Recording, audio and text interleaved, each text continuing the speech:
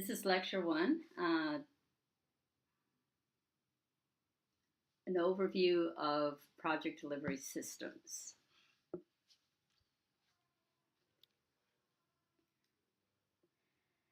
So one of the fundamental decisions an owner has to make before embarking on a project is to select a project delivery system. So the question is, how do you define a project delivery system? Looking through the literature, here are some common definitions that have been used. A project delivery system can be defined as a method through which the design and construction of a building project is procured and contracted. Another definition is a process selected to execute the design and construction of a project for the purpose of assigning responsibilities and risk to the project team. And then a third common definition is a project delivery system is a comprehensive start-to-finish plan for organizing, implementing, executing, and completing the design and construction of a building. The selection of a project delivery system sets the terms for how players interact, which can have strong design, cost, schedule, productivity implications, along with other impacts like risk mitigation and client satisfaction. What are some of the project delivery systems used in the USA? And now Sally will discuss some of the commonly used project delivery systems. The most commonly used project delivery systems are design, bid, build, and this is the traditional delivery system as it's sometimes referred to.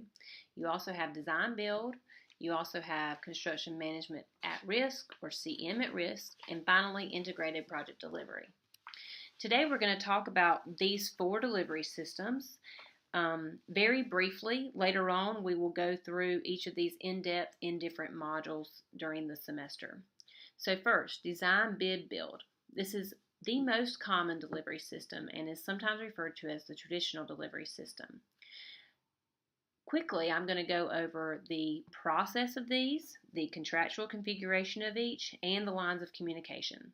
So first, the process for design, bid, build is linear, meaning that design is completed, then the project is bid, and then the project is constructed, and none of these overlap in design, bid, build. Second, contractually, all contracts are separate. So the owner has a separate contract with the architect and a contract with the contractor. Typically, the architect is hired through a negotiated fee, and typically the contractor is hired based on the lowest bid for the project. The lines of communication are separate. So, for instance, the owner communicates directly with the architect and also communicates directly with the contractor, and then those two entities communicate with each other. But very rarely are communications set up between the architect and some contractors, or even between the contractor and other design consultants. We're going to cover details later about this in the semester. An overview of design, build, project delivery. So first, the process is integrated, meaning that construction and design phases can happen concurrently. So you can have some overlap, meaning that projects can happen quicker. So you can see in the diagram down at the bottom left where some of the construction overlaps the construction documents.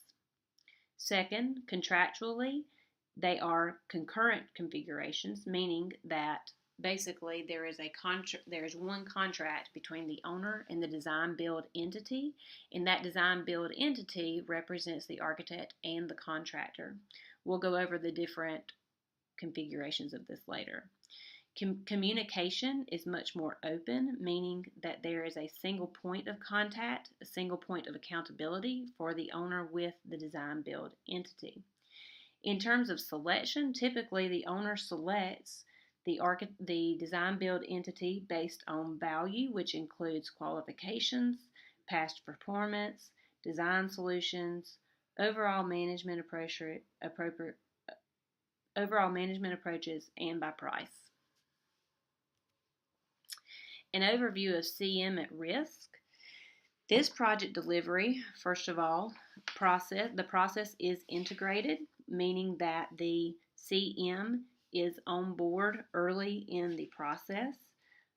You can see here that the process in the bottom left, a lot of the activities happen concurrently and can overlap, meaning that you can have a quicker project delivery. Contractual configurations, they are separate. The owner holds separate contracts with the architect and with the CM.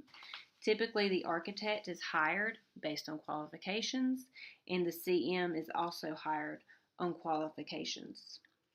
Communication is very similar to the design bid build method. The owner will communicate directly with the architect, and the owner will communicate with the CM, and then the CM and architect will also be able to communicate with each other. Finally, an overview of the integrated project delivery. First, the process is integrated, meaning that everyone is involved from day one.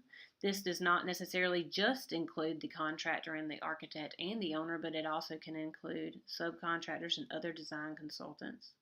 The contractual configuration is set up so that there is one contract. It is based on it uses the direct cost plus a fixed negotiated sum for overhead and profit for each of the entities involved, and then typically there is a performance-based bonus for project success. There are many different ways that this can be configured, and we will discuss those later. Typically, the entities involved are hired by qualifications. Communication is open by all. There are no separate lines of communication or a direct hierarchy. It's much more like a complete team working together. So now, Shaima is going to talk about some of the contracting alternatives. The methods shown on this slide are not specific to any particular delivery method. They may be applied to contracting for professional services such as design, engineering, and construction management, as well as for construction services. The four common contracting alternatives are the lump sum contracting, guaranteed maximum price contracting, reimbursable contracts. The lump sum contracting, also called fixed price, is when an owner contracts with an entity to perform a fixed scope of work in exchange for an agreed lump sum payment for specified services. This method is one of the most commonly used methods.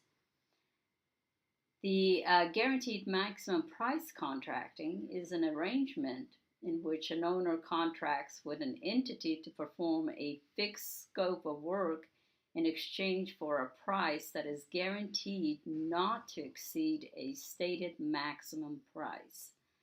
The GMP typically includes a base cost along with several allowances and contingencies that, depending on their ultimate use, can result in a final cost below the stated GMP. These savings then the owner can keep or can be shared with the entity that's providing the GMP. Reimbursable contracts come in a variety of forms and are sometimes coupled with not to exceed maximum price.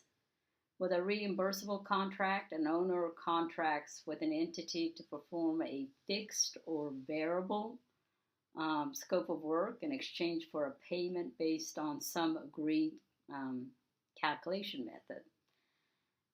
There are a variety of reimbursable contracts, forms of contracts. Some of the most common ones are unit price.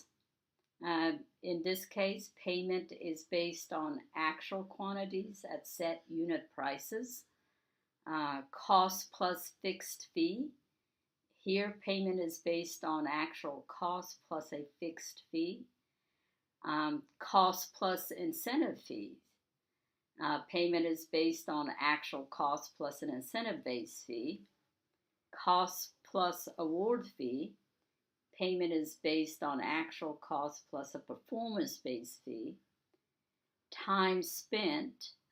Here, payment is based on actual hours spent as set billing rates. And then lastly, time and materials. And here, payment is based on actual costs with a fixed markup on costs. So when you look at these different contracting methods and the different delivery methods, you will see that the lump sum is common to design, bid, build, construction management at risk, and design, build, but it's rarely used in integrated project delivery method. The guaranteed maximum price is most commonly used for construction management at risk and design build. Not so much or rarely used for design bid build and integrated project delivery method. The reimbursable contracting method is common for integrated project delivery method and is rare for the other three. So depending on the different project delivery method, one would select the most appropriate contracting method.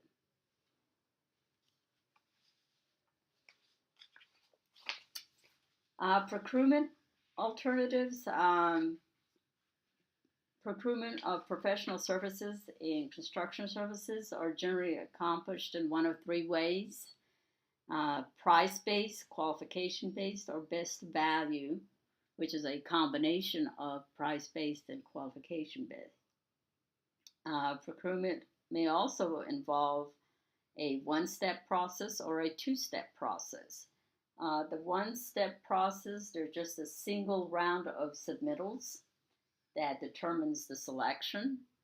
A two-step process includes a qualification submittal, that is a statement of qualifications, as the first step, and then a price proposal as the second step. So what you are seeing here is the different procurement options for construction services. For low bidders, this is your design bid build project delivery method, most common. And then it can also be used for design build, and it's rarely used for construction management at risk and integrated project delivery.